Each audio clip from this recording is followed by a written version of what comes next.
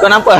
Bocah-bocah main pickleball. Ni cara bocah guys. Hari ni aku akan ajar kau cara sebenar nak main pickleball. Dia macam korang grab testicle lah. Macam korang grab testicle. Dia kena bang gitu. Dia kena gitu. Itu waktu the real man belajar. Tu cara betul main pickle guys. Kena ada power and seni. Faham? Salah main gitu, salah.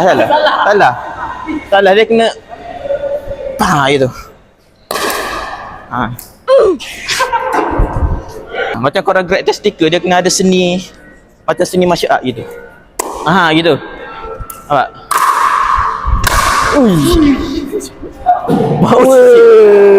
Jatuh apa? Bola hilang guys, sorry guys. Sebab terlampau power. Sorry. DMA bola hilang macam mana DMA? Terlampau power lah. Salah dia orang. Nama ada lubang